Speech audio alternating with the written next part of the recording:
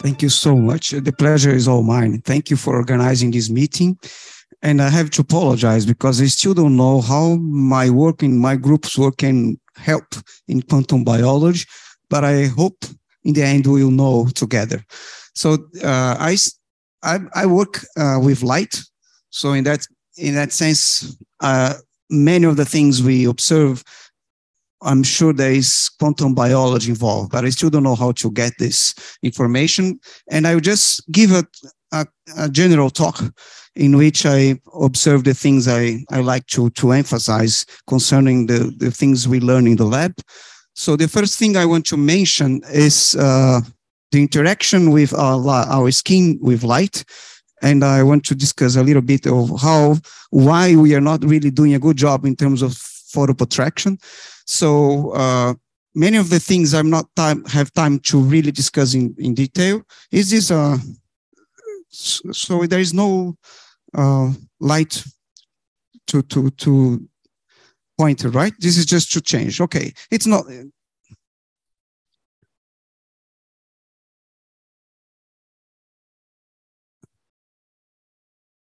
Oh, this. Oh, here. Oh, very big one. So first thing is a bit of sun is very important for your skin. Now, I will not have time to discuss why, but you have to trust me. Of course, excess of sun is important for photoaging, skin lesion, and cancer, and so on. When we interact with our skin with sun, we have many process happening. We form an excited state. And this excited state do many biology things that are very important for our life, including vision, photosynthesis, and so on.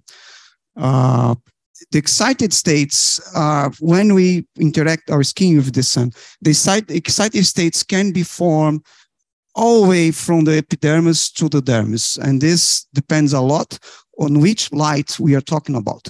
And the ultraviolet, it penetrates a lot less than the visible light and so on. And this stimulates a lot of reactions, redox reactions, and a lot of redox signaling and response in the skin. I also have no time to discuss details here, but I mentioned a recent work we published called skin redoxome, in which we discuss many of these response of the skin cells from the interaction of light photons with our skin. What I want to discuss here today actually is why we think it's so important to protect our skin against the ultraviolet rays and just forget about the visible light. Just don't consider this is important. So I think this is a big mistake, and I want to show you why. And so when we think of ultraviolet B light, so we are talking about light between 280 to 320 nanometers. And so this range of light interacts directly with skin DNA cells. So the DNA becomes a chromophore, absorbs light and put these molecules in the excited state. Many important data here to explain why the DNA molecules are so inert against the formation of reactive excited states. They are, but actually a small percentage, around 2% of the photons that excite pyrimidine base actually form an excited state that forms a photochemical reaction, and you form like photoproducts that are pyrimidine dimers or 6,4 photoproducts. These molecules distort the structure of the DNA, and they can cause mutation. If they're not repaired, they mutate. And if there is one correlation between cancer and cell phenotype, is the level of mutation the cell carries on. So if there is more mutations, the chance of having cancer is a lot higher. But if you consider other wavelength regions, they're actually very important. They're not so much discussed. So if you look at this photobiology Congress and data that's published many years ago, people already knew UVA was important for for skin protection. They cause cancers. And recent data show that actually, if you look at the mutations that are more caused by more deeper cancer cells, these are actually a lot more related to the UVA than with UVB mutations. So the UVA mutations are UV mutations that are caused not by pyrimidine dimers, but instead they are caused by oxidation of this nucleobase. So they are oxidized, they also cause mutations. So look at the paper of these people. They're very important people, and they mention clearly what kind of mutations are caused by each of these things. And if you consider what we are doing in terms of photoprotection, UVA has been used for sun protection agents like 5 years ago. So we have many years in which people were in this speech, protect against UVB, and this is a good thing. You don't get red. If you go to the skin with a sun protection agent, you don't get red, so you can stay much longer, but you're getting oxidized by other wavelengths. And if you look at melanoma, which is the worst case scenario in terms of cancers, they are not actually much correlated with UVB. Other wavelength regions are more important in terms of mutations related to melanoma, and this is not really mentioned anywhere. And so what happens to UVA actually is very similar to what happens with visible light. Molecules are excited they're taken from the ground state to the excited state, usually is a singlet excited state. And then these molecules, the spin is kept, so molecule can fluoresce, but some molecules, and depends on the environment as well, can actually shift the spin to form a triplet excited state, which lives much longer because you cannot really return to the ground state directly. So it can react with oxygen, form an excited state species of oxygen called single oxygen, or it can engage in other redox process.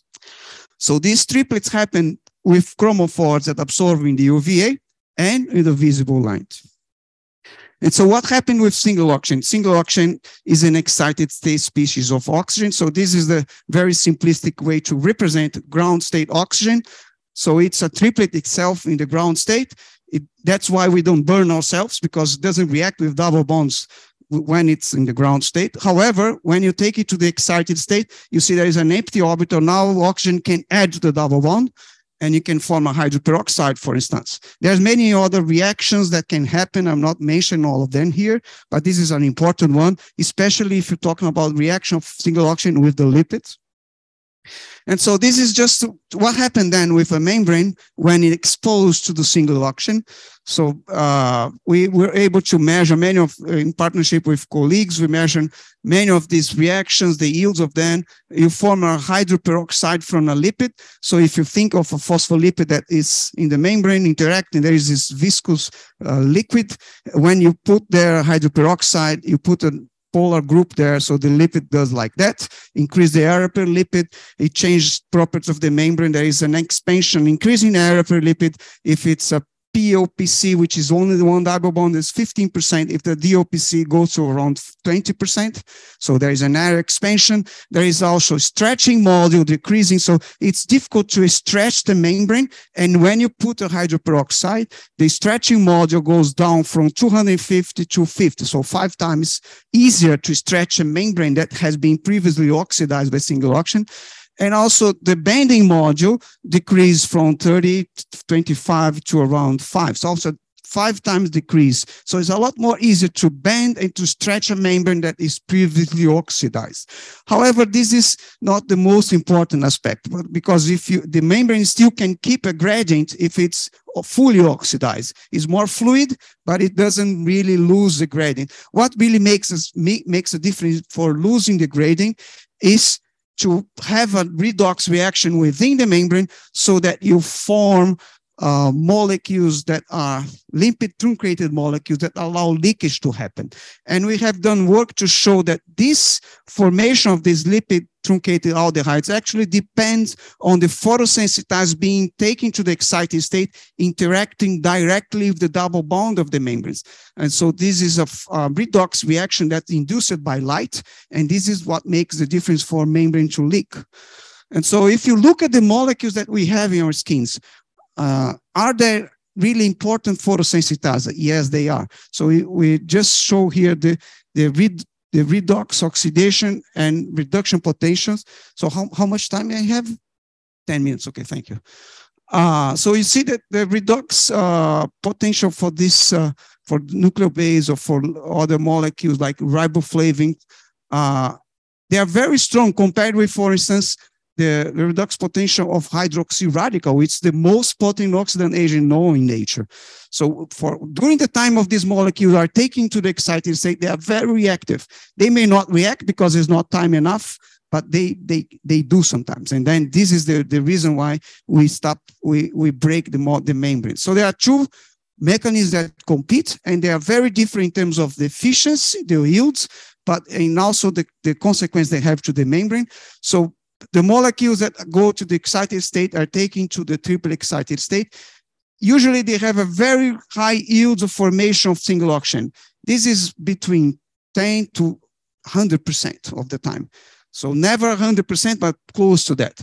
So react with oxygen, form single oxygen, which adds the double bond for the hydroperoxide. This makes the membrane more fluid, but doesn't really break the membrane. However, there is a possibility of these photosensitizers to interact with double bond and then to abstract an electron from the double bond. And this form a lipid truncated aldehyde. And this is what really makes a difference in terms of membrane leakage.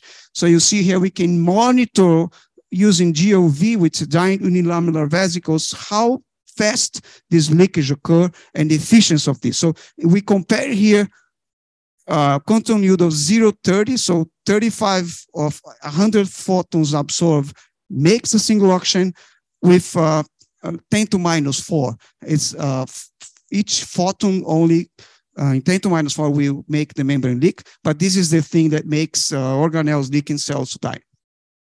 And so when we think of our skin, it's a lot more complex than a membrane itself. We are just wrote this in which we put all these endogenous chromophores in perspective, compare all of them. It's still under revision, but I can provide a copy if you want. There is also importance in terms of melanin content. This makes a big difference in terms of light penetration. And so all of this has to be considered. I'll give you two examples in which we monitor the consequence of light exposure and the visible light exposure. So this is the fact of melanin. Melanin is considered to be a photoprotectant, and it is. People that have more melanin can stay longer in the sun, don't get reddish. Doesn't mean that doesn't have consequences to sun exposure. It does. Main reasons because melanin itself is a photosensitizer. So this is data from people that make sunscreen. They are from Johnson & Johnson, USA. They knew about that. So if you put people with darker skin and expose them with UVA, there is a formation of pigments, but if you put visible light, the pigmentation is even stronger. And if the people has no melanin in the skin, type 1 or type 2, very little melanin production after visible light exposure. So we ourselves start to measure melanin. Does it produce single oxygen? Yes, it does. So this is a melanocyte with very few melanin content, and with these many melanins, and we measure single cell here, emission of single oxygen from this and from that. It's very different. So melanins produce single oxygen within the cell. So we wanted to prove that the melanocyte that have melanin will produce mutations in the nuclear DNA after exposure to visible light. So here is the data. We have 4 cell types with few melanin, much melanin, few melanin with visible light, and melanin and visible light. All these 4 in a level that we don't see cell death directly, but if we treat these cells now with endopeptidase that cut DNA that has been oxidized previously, you see you have a formation here of this DNA damaged adults that are responsible for mutation. So this is a COMET assay.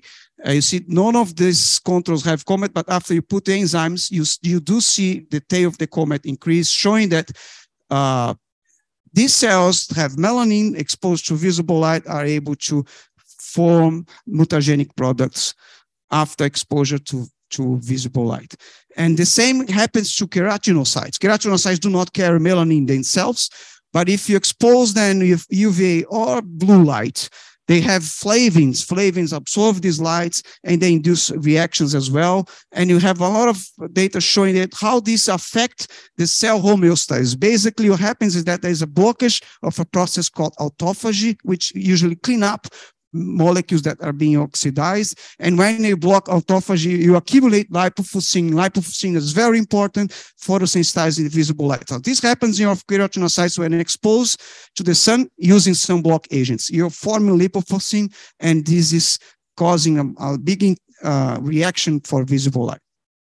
And so be careful, because visible light is also burning your cells, your skin cells. And when you put sunscreens and go to the sun, you're just shifting the sun spectra and burn yourself from inside.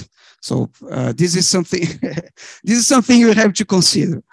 I'm trying a lot to work with companies to develop better sunscreen agents, and I hope in the future this will happen. I want to shift gears a little bit, because I see that Instituto D'Or is a finance of this Congress. And so I want to mention work that we have been done, in which we use light to treat disease. Many types of disease have been treated. This is called photodynamic therapy. I just want to mention the work of this colleague of mine, Professor Tardivo, in which we do work together. He has a Center for Diabetic Treated patient, the foot of diabetic patients. So usually when these patients go to the hospital, they get amputations, because medicals really think there is no way to save the foot. And actually, he can save this foot. And we have a multi-center study by using photodynamic therapy to treat diabetic patients. And if there is any possibility to involve Instituto D'Or here, I'll be very happy to talk about this.